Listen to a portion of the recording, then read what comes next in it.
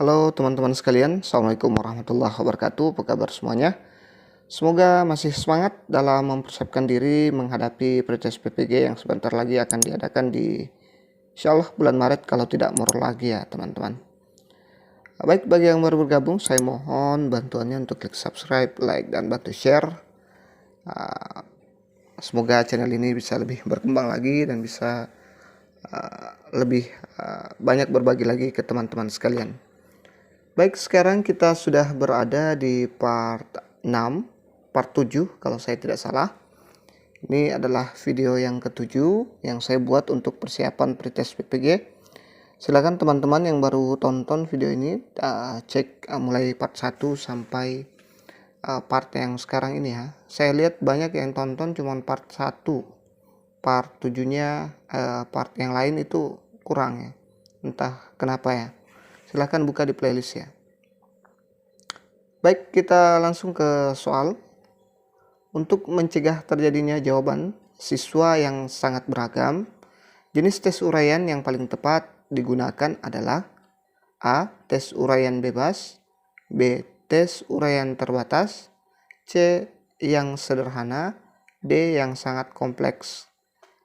Kira-kira yang mana nih jawabannya untuk mencegah terjadinya jawaban siswa yang beragam ya, yang sangat beragam? Kira-kira jenis tes yang mana yang akan kita pakai? Apakah tes uraian bebas, tes uraian terbatas, atau yang sederhana, atau mungkin yang sangat kompleks ya? Kita lihat jawabannya. Oke. Ternyata jawaban yang benar adalah option B, tes uraian terbatas. Jadi dari kalimatnya saja atau katanya saja kita sudah bisa lihat ya. Ini untuk mencegah ya, mencegah terjadinya jawaban yang sangat beragam ya. Jadi kita harus batasi tes uraian tersebut ya. Kita lihat uraian tes terbatas atau terstruktur ya. Soal yang disusun tidak mengembang tetapi lebih terarah dan terbatas, sehingga ada batasan jawabannya. Walaupun kalimat jawaban peserta didik itu beraneka ragam, tetapi harus ada pokok-pokok penting yang terdapat dalam sistematika jawabannya, sesuai dengan batas-batas yang telah ditentukan dan dikehendaki dalam soalnya. Maka yang paling penting dan harus diperhatikan yaitu sistematika jawabannya ya. Contoh gini, sebutkan macam-macam buah ya. Kalau kita buat soal sebutkan macam-macam buah, itu dia akan beraneka ragam. Mereka akan menulis sampai sebisa mungkin ya, menyebutkan macam-macam buah tersebut. Tapi kalau kita batasi, kasih batasan misalnya sebutkan 3 macam buah ya, 3 macam buah, maka mereka hanya akan menuliskan 3 macam buah saja, tidak lebih dari 3. Itu salah satu contoh tes uraian yang terbatas ya. Atau kita bisa batasi lagi 3 buah, tuliskan 3 buah yang mengandung tinggi serat misalnya, tinggi serat ya, maka mereka tidak akan jauh-jauh dari sana ya, tidak akan melebar. Baik, kita lanjut ke soal berikutnya. Jangan lupa subscribe, like, dan bantu share. Perhatikan butir soal uraian berikut. Sebutkan 3 buah sungai di provinsi, saya salah ketik ya, Provinsi Jawa Barat yang bermuara di Laut Jawa. Butir soal tersebut: A. Cukup bagus karena jumlah sungai yang ditanyakan sudah terukur. B. Cukup bagus karena ditulis dengan bahasa yang mudah dimengerti. C. Jelek karena hanya mengukur tingkat berpikir rendah atau ranah ingatan. D. Jelek karena ditulis dalam kalimat yang sangat pendek. Menurut teman-teman ini soalnya sudah bagus atau bagaimana? Apakah cukup bagus? Apakah karena sudah terukur? Apakah cukup bagus karena mudah dimengerti? Atau malah jelek karena hanya mengukur tingkat berpikir rendah? Bukan HOTS ya. Jelek karena ditulis dalam kalimat yang sangat pendek. Oke, jadi Ini ya soal ini termasuk soal yang tingkat berpikir sangat rendah ya, mengukur tingkat berpikir rendah atau hanya ranah ingatan saja ya. Kita lihat pembahasannya. Indikator mencerminkan mengukur tingkat berpikir rendah, LOTS, atau low order thinking skill. Ini salah lagi. Harusnya G ya di sini. Thinking skill C1 atau mengingat sama dengan sebutkan, tuliskan, gambarlah. Nah, ini kita di sini ya, paling rendah ya. LOTS, low order thinking skill. Kemudian ada MODS atau medium order thinking skill. Bagi teman-teman yang selalu ikut MGMP, saya yakin teman-teman sudah bosan mendengarkan istilah-istilah ini. C2 memahami, jelaskan, bedakan, identifikasi. Nah, kemudian ada yang C3 menerapkan, tentukan, hitunglah hasil dari. Kemudian ada HOTS atau biasa disebut dengan high order thinking skill, yaitu C4 menganalisis, bandingkan, apa pengaruh. Kemudian ada yang kelima C5 evaluasi, simpulkan. Ada C6 mencipta, buatlah grafik hubungan, buat diagram. Nah, itulah tingkatan-tingkatan berpikir ya. Ada mulai rendah, medium, kemudian ada yang tingkat tinggi ya. Ada C1 sampai C6. Kita lanjut ke soal latihan berikutnya. Dari banyaknya definisi atau batasan yang dikemukakan oleh para ahli, namun esensi dari pengertian penilaian portofolio adalah A. Kumpulan hasil karya siswa, B. Rekaman hasil karya siswa, C. Rangkaian hasil karya siswa, D. Kumpulan nilai siswa, E. Kumpulan siswa. Ya, dari banyaknya definisi dari para ahli, namun dari pengertian penilaian portofolio yang mana kira-kira? Hasil karya siswa atau rekaman, kumpulan rekaman, rangkaian, kumpulan nilai, atau malah kumpulan siswa? Kita lihat jawabannya, ini adalah kumpulan hasil karya siswa ya. Kita lihat pembahasannya. Portofolio adalah kumpulan hasil karya seorang peserta didik sebagai hasil pelaksanaan tugas kinerja yang ditentukan oleh guru atau oleh peserta didik bersama guru sebagai bagian dari usaha mencapai tujuan belajar atau mencapai kompetensi yang ditentukan dalam kurikulum. Jadi jangan sampai teman-teman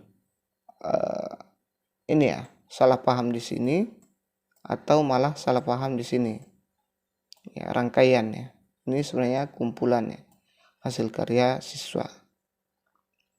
Saya yakin guru-guru profesional sudah lama mengajar pasti tahu. Kita lanjut ke soal berikutnya. Pagi ini penyerahan raport untuk siswa SMP Mekarsari. Bu Neni adalah guru matematika di SMP tersebut. Saat sehabis pembagian raport, tiba-tiba Bu Neni didatangi oleh orang tua murid sambil marah-marah, sambal ya, maaf saya salah ketik, dan menggerutu karena nilai anaknya jelek, padahal menurutnya anaknya adalah siswa yang pintar. Bu Neni kemudian menjelaskan teknik prosedur dan hasil pengolahan nilainya dari nilai harian, PTS, dan PAS, serta nilai sikap siswa dengan buku catatan penilaian yang lengkap. Dan akhirnya orang tua siswa tersebut dapat mengerti bahwa nilai anaknya memang sesuai dengan fakta. Dengan demikian, Bu Neni telah melaksanakan prinsip penilaian: A. Adil, B. Objektif, C. Menyeluruh, D. Sistematis, E. Akuntabel. Kira-kira yang mana nih teman-teman? Agak bingung ya.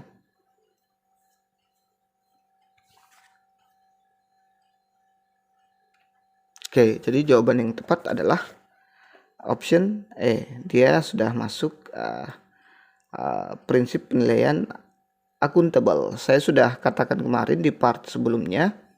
Ini dia penilaian dapat dipertanggungjawabkan. Seperti yang kemarin yang saya katakan bahwa ada 7 kriteria penilaian. Ya. Silakan teman-teman tonton yang belum tonton.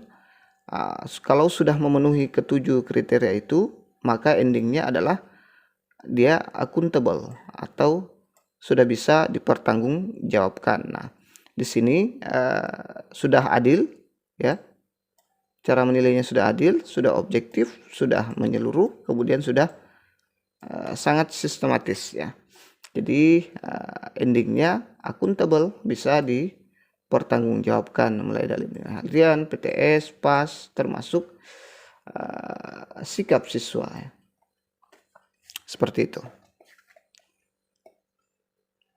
Kita lanjut ke soal berikutnya.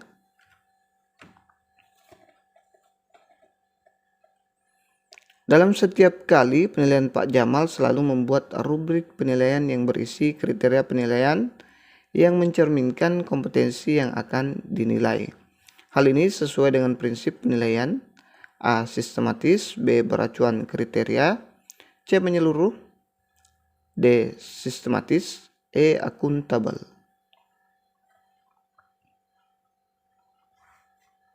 Yang mana kira-kira? Apakah sistematis, beracuan kriteria, menyeluruh, sistematis, akuntabel? Kita lihat jawabannya. Ya, dia termasuk di option B ya. Dia selalu beracuan kriteria dengan menggunakan rubrik penilaian yang berisi kriteria penilaian ya. Nah, ini dia penilaian didasarkan pada ukuran pencapaian kompetensi yang ditetapkan. Dia berarti dia punya acuan atau beracuan kriteria.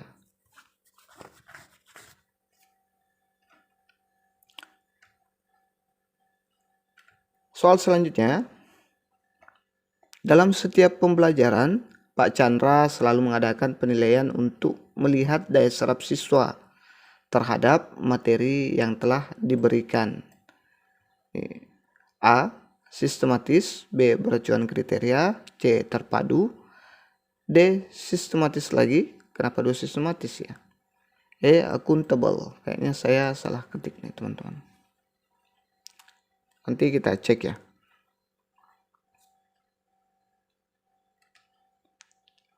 Oke, jadi jawaban yang tepat ada di option C, yaitu terpadu ya. Dalam setiap pembelajaran, Pak Chandra selalu mengadakan penilaian untuk melihat daya serap siswa terhadap materi yang telah diberikan. Jadi Pak Chandra ini memadukan penilaiannya dalam setiap pembelajaran ya, setiap materi. Jadi dia melakukan penilaian sekaligus ya. Ya, seperti itu kira-kira. Menjadikan penilaian sebagai bagian dari pembelajaran. Jadi dia melakukan penilaian sebagai bagian dari pembelajaran. Makanya dikatakan dia terpadu.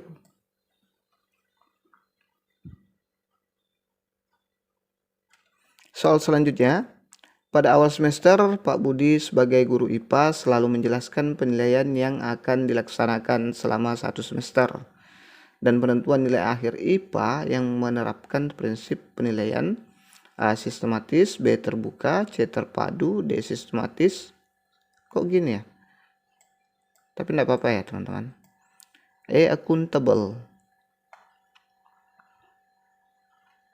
Ya. Pada awal semester Pak Budi sebagai guru IPA selalu menjelaskan penilaian yang akan dilaksanakan selama 1 semester dan penentuan nilai akhir ya. Ya, selalu saya juga dulu selalu menemukan guru yang seperti ini.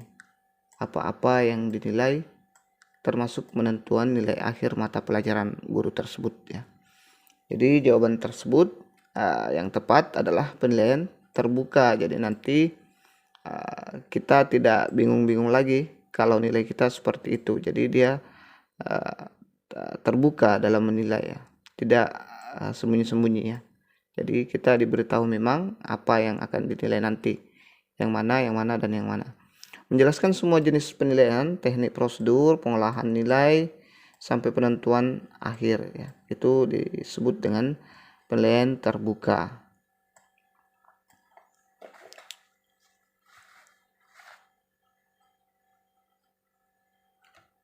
Oke, itu saja dulu yang sempat kita share pada kesempatan kali ini.